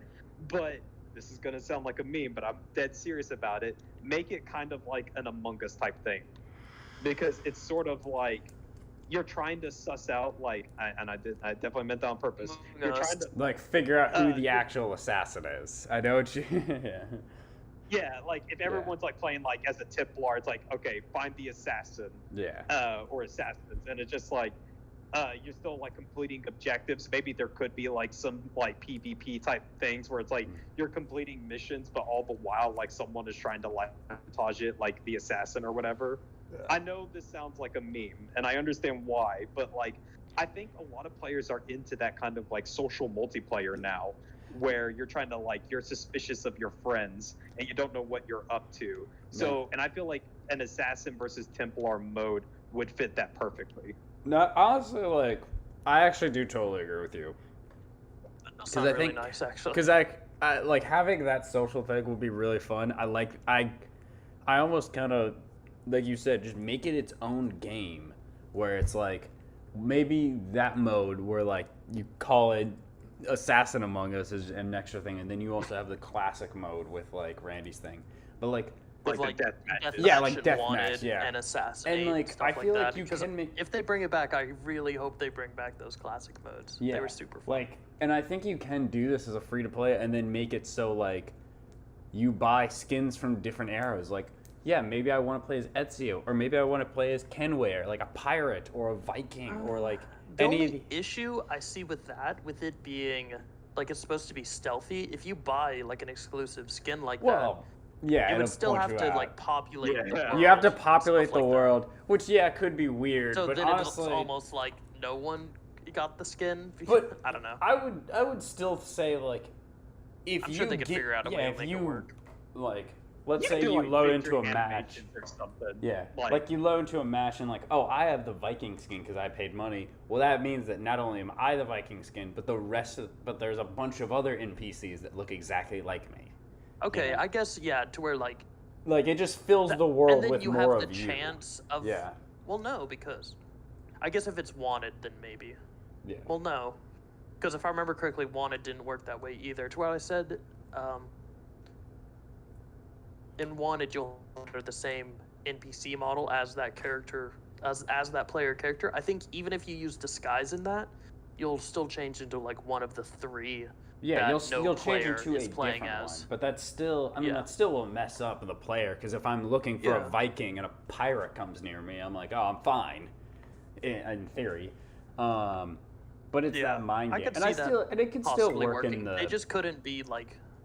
I feel like they couldn't be super crazy skins. I mean, as in long the as way of, like, every other NPC games. is also looking like me and is also crazy, it Yeah. still has You the get same like idea. an Ezio skin, and then there's now like 50 Ezios on the map. Yeah, exactly. Why Yeah. not? Honestly, like just make it, make it like pretend it's like an Animus like training ground. Honestly, and you can even take that name, and then you have the Among Us mode where yeah you can be the fancy skin because there are only gonna be a few people, but only one of them is the assassin. But the whole thing is you don't know which one. So I think this is a really cool idea. I would be super down for it. You could have a lot of fun different characters with Vikings and pirates and don't tie it to one specific game where you only have one era.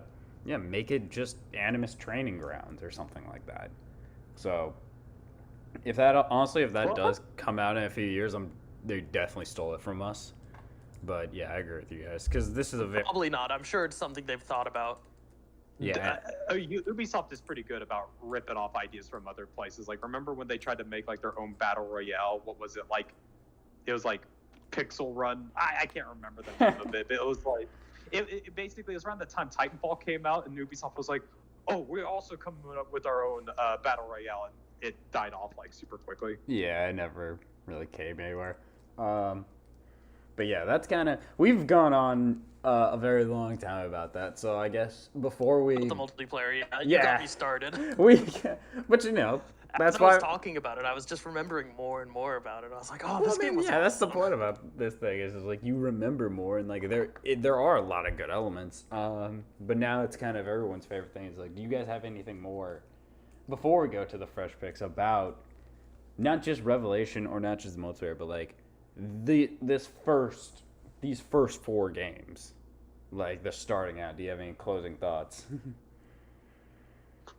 We'll start with Seth. I'll just say Yeah. my closing thoughts on this is just that, like, I think this is because from here, like, Assassin's Creed sort of gets like a bit repetitive. They try to experiment with things, and they do kind of get away from like the sort of like the, I guess you could say, the formula of that first game. So I feel like this is about as pure Assassin's Creed as it gets. Is here. Yeah, as these first 4. Yeah. Yeah, because they start experimenting with things. They start doing things with co-op. They start doing things with guns, lots of guns, and So many guns. RPG elements. But I feel like I think these games still hold up to a degree. Maybe not Assassin's Creed 1, but I think especially with the Ezio collection, these are games that, like, if you haven't tried it out, I think just playing through at least Assassin's Creed 2 is worth your time. I would say, like, in the way of what holds up, Assassin's Creed 2, I mean, maybe it's just because it's such a large leap between 1 and 2. People are maybe remembering it running smoother and having more polished bits of it that maybe we're pulling from Brotherhood or or whatnot. I still play 2, but in the way of, like, I think of what still holds up really well, I'd say Brotherhood and Beyond. Or Brotherhood and Revelations of what holds up really well. But you should still play, in my opinion. You should at least play the collection, sure. I would still play the first game because I think you can get it on GameStop for like $10 or something like that. If you're trying to get it digitally, I think Steam, at least they have Assassin's Creed 2 on Steam for like $20. I don't know how much the Ezio trilogy is. It's probably, it goes on sale pretty frequently. Yeah. I mean, a lot of times Assassin's Creed games go on sale pretty frequently. Especially these older ones. So. Yeah. And like that's why I think I recommend the Ezio trilogy because, like, yeah, you're missing out on the multiplayer, but honestly, it's probably a struggle to find people on that anyways nowadays if they haven't already shut down the servers. But like, they. I believe with the systems that can run it, if you get it on PC, you can get it running at 4K and 60. If you get the Ezio collection on like the, I know like the Series S and X, it has 60 FPS boost, so you're getting naturally 4K 60. That way, if you have one of the newer gen systems, and that is a really fun way to play that game. So I really think that like this game is like. For me, anyways, I feel like I feel like especially Assassin's Creed 2 is just one of those games where it'll go down in history, kind of like a Mario or a Sonic, where it's just like this is something that like a classic that people should play. Yeah, it definitely is, especially for how big the series have gotten. Like, it's definitely worth a watch. I'm not gonna say this series is for everyone, but it's definitely for us, and it's for a lot of people. But that all said. That's probably enough on this series. We'll pick this up with the next 3 games later. But for now, it's time for our fresh picks of the week or rotten, depending on what we're playing. And normally I kind of go last, but I want to go first this week because I've been very excited to talk about a movie that recently came out, and I've really been recommending it to everyone, and that is Prey, which is the technical prequel to Predators with Arnold Schwarzenegger and that very long-running series. But even though like that is very much like an action horror series, Prey is a lot higher quality. I love Predators, but Prey is really good. It's really well acted. It's got a great horror villain in the Predator, and there's a reason why it's called Prey and not Predator, but I won't get into that because I would be into spoilers. And I really highly recommend everyone checks this out, even if you're not the biggest horror fan or if you're not the biggest fan of that series. It's really definitely worth a watch. It's on Hulu. It got released exclusively to Hulu, which is kind of on. I really wish I could have seen this on the big screen. I think this movie would have been fantastic on the big screen. There's a lot of amazing moments. There's a lot of really cool effects. It's scary. It's suspenseful. To my knowledge, it actually does pay pretty good homage to that like indigenous like people, and that's just kind of like what I've seen online, so I don't know if that's actually true or not. But I really recommend this movie, especially if you're into horror movies.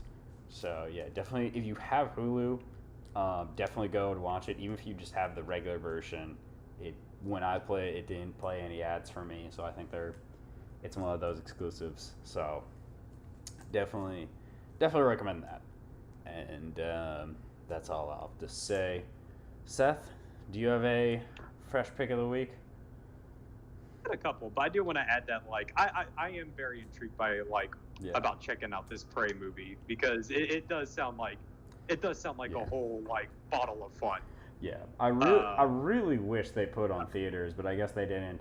It actually does have kind of similar ties to Assassin's Creed, where it is like a period piece, where like it's not a lot of movies like will go into that past specifically, but it's really entertaining.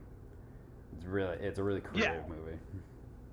I do want to check it out. It's I do remember watching like the what was it, like the first Predator movie when I was younger and really enjoying that, and so and then I watched others like AVP and Predators, and those are definitely not as good, but they can be fun in their own right. So yeah, I definitely want to check this out. Predators isn't bad. I actually like Predators. Anyway, I remember liking Predators, but I also remember there were a lot of boring parts. Anyways, yeah, my fresh picks. I actually have like a couple. I have a fresh / rotten pick, and then I got an actual fresh pick. Okay. So since we've been talking about Assassin's Creed, I've been playing a game, Dying Light 2, and I feel like you're gonna think I'm crazy, but it is, I feel like, a first-person Assassin's Creed game. That's like the parkour zombie game, right? Like I'm not, just to make sure I'm thinking of the right one. Okay. It is. And also, guns are completely removed in this game. It is all like bow and arrows, crossbows, and melee weapons. So like these makeshift swords and axes. And in a lot of like parkour stuff. So it's like, everything is like melee because the idea is like everything is kind of reverted to like the dark ages and like levels of technology now because of the zombie outbreak. So like the parkour is fun, and the gameplay, much like the original Assassin's Creed, is the combat is fun, but very easy, pretty much. But that's fine. It's just fun. So if you're looking for a really fun like parkour zombie game, that's great. What makes it a rotten pick is the story is laughably bad. Without getting into it too much, I have to say that like the game presents you with a lot of choices of like how you can impact the story about who lives and dies, and a lot of the people are just awful in this game. I hate most of the characters, so it's nice I get choices where I get to kill most of the characters because I hate them. So there's like a really weird catharsis because Drew, you know me, I like to play as a good guy. I like to make everyone happy by the end of it. But in Dying Light 2, I'm like, no, I hate most of you. I want all of you to die. Yeah. So I always go with like the worst options because I want the most people to die because I hate them all. There's only one character I really like in the game, and I'm like 90% sure they're setting him up to be killed off because he tells you like a whole story like, oh, my dream is to go beyond the walls and to find a place for my own. It's like, yeah, you're gonna be dead in like 2 hours. Yeah. So yeah, he's gonna like make it right up into the wall and then get shot right before it gets open. He's gonna get like get bit or something and turn into a zombie. I have to put him down or something like that. Like I know it's not gonna go the way I want it to. It's just like you're the only character I like, so you're gonna die. For sure. But my actual fresh pick is a game I actually completed a few weeks ago. It's called Falls. Wait, say the title of it again. As Dusk Falls. I probably said that a bit too quickly. Yeah. Okay. I know what this one is. Yes. It's actually like the art style for it, which it's animated in like keyframes and stuff like that. So there's like characters are moving, but not really. It's kind of weird. You just have to look it up yourself. The art style grows on you. Okay. The best way I can describe As Dusk Falls is it is a it's like a Telltale game where it is like a choice and narrative driven game. Where your choices impact the story, but it actually does a really good job of it, and it cuts out a lot of the fat on these games. So there's no parts where you're just walking around or solving a puzzle or anything. It is just dialogue choices and story decisions, and that is pretty much the whole game. And it does a really good job. It's like a crime drama in the vein of something like like a Breaking Bad / Better Call Saul type thing. And what I like about it is the game feels very intimate with its characters and its situation, because most of the game is set in like a motel, and it's a hostage situation where this family has just pulled off a robbery that has gone wrong. They need to take hostages, so they hole up in a motel with another family that they've taken hostage, and you take turns playing as both sides of the family. So you're kind of like making choices and sort of like it's sort of like you're working against yourself, which is interesting because obviously when you switch characters, you have very different objectives. So it's a very good game. It's very well acted. The animation style grows on you. I really recommend it. It's another Game Pass banger. So okay, I was about to ask Seth, and where can you play this game? always gotta bring up Game Pass. All right. Well, speaking of good things, possibly a Game Pass one, I actually have no idea. Randy, what is your fresh or rotten pick this week? Well, it's not Game Pass at all. It's not Okay. even a game. It's actually it's kind of an in-between between rotten and fresh. Okay. Is Jurassic World Dominion. I went and watched that. Interesting. Yeah. I again was not expecting that. Okay, but go ahead. Sorry. I went and watched that. I think not last week, but the week before. And it's fresh in that if you go into it being like, I don't expect the story to be good, Yeah. and you know it's just going to be absolutely ridiculous, then you're going to have a fun time. You know, you end up seeing big monsters, you know, big dinosaurs fight each other, and you get to see these classic characters from the first one, which I think was fun, because the only good Jurassic Park or World movie is the first Jurassic Park. I was talking to you about that the other day, and I said that, and then after one, every single one of them afterwards, pretty much everything else is the same quality. From Lost World to 2 to Jurassic World, and all of them, it's like, it's just kind of, it's a dinosaur movie, like, but none of them compare to that first Jurassic Park. First Jurassic Park, I will say, has been selling those so many movies. They do a good amount of use of practical. Pretty much when a character has to interact with a dinosaur that's relatively still. Yeah. I know there's a scene where they're kind of seeing a baby rhinoceros, and it looks genuinely like a physical prop, and it looks fantastic, and it's gonna look fantastic for forever. Yeah, because it's that's one of the practical. reasons the first one looks so good. Is they used a lot of practical stuff, and what CG they did, they hit it pretty well. Yeah. In this, obviously, I mean, we're in the year 2022. The CG is, fantastic. But I mean, that's kind of always the argument is like, no matter how advanced we get, CG can only like get better and will always like improve. But like practical effects, like it's real, so that will always be the best. Like at least in my opinion, will always be the best option. Yeah, there was like I said, the story is just one, but there was a couple fun scenes. There was a scene where Chris, it's kind of, I mean, spoilers, I guess. I don't know. It's for an action scene, so it's not an actual plot device, really. Basically, Chris Pratt is riding around on a motorcycle, as he's one to do, getting chased by velociraptors, and they pull a fucking Fast Five or no, six.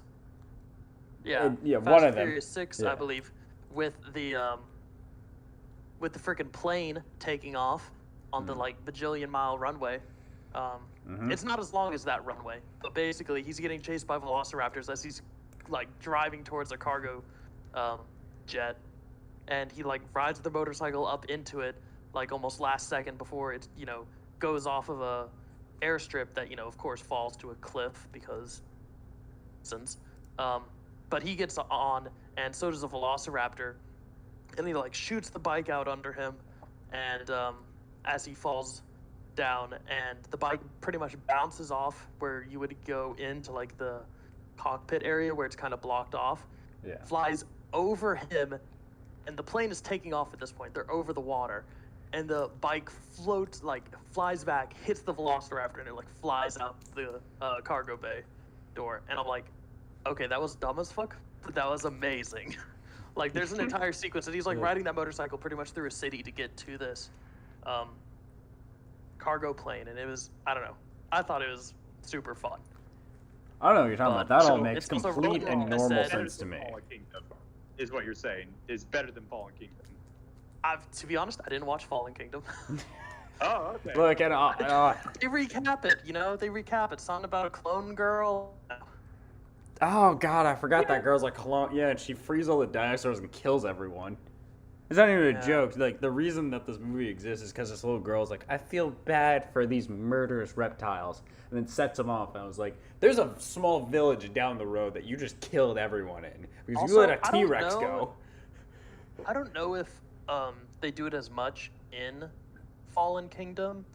Do they still just keep having Chris Pratt do the hand thing that they did in the first one? Yeah, Yeah, I mean, that's I his feel thing. like Yeah, that's a staple now. It's like motorcycles and hand thing. yeah. Yeah. Well, it's back, and it happens. Okay, you multiple say it's times. back like it never left. Like he's just. All Well, right. I mean, I don't know. Since I didn't watch the second one, I was just like, oh, we're here again. Oh, look, they're doing the thing. He's always. I'm They, gonna say oh, he's. look, now they got. Okay, whatever. It's a shitty ass movie. Spoiler. Freaking, they have the original do it with fucking Chris Pratt doing it and the fucking clone girl doing it, so that way they can get Blue's fucking egg thing, or not egg thing, Blue's fucking reptilian daughter, because she like reproduced by herself. So That's they're cute. just like, I mean, I guess it's cute, but it's like all three of them are just like, oh. I'm just like, oh my god.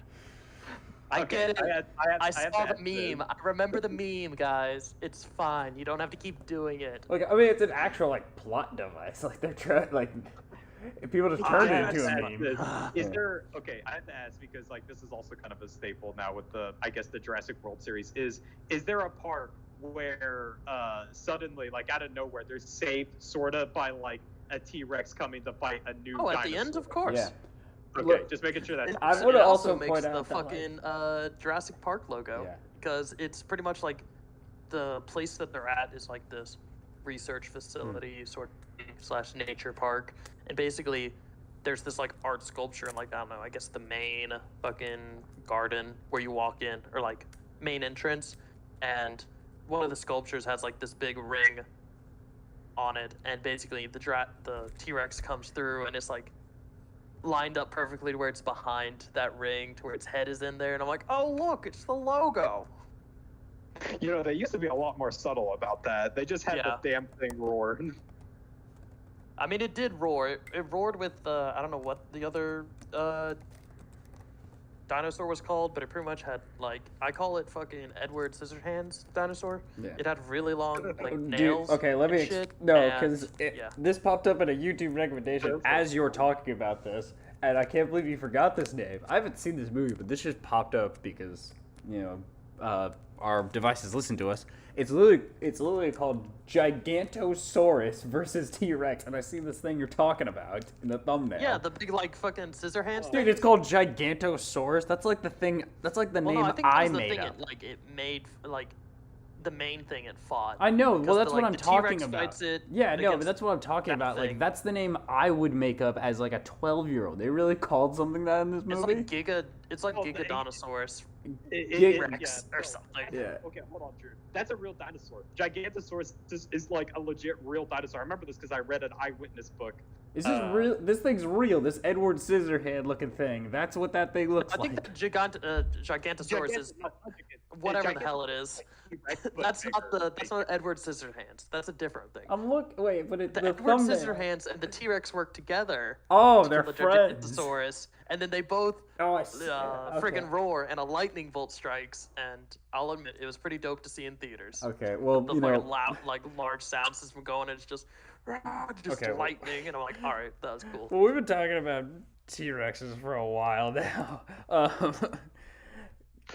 God, I almost want to do a whole thing about Jurassic Park now, but that's a very different time. We were talking about this one movie for a minute. Maybe down the line we'll do Maybe the Jurassic Park series, which is fair. I've only I've seen bits and pieces of I think the third Jurassic Park, but I've not watched it all the way through. Yeah. So Okay, well, we've been going on for a very long time.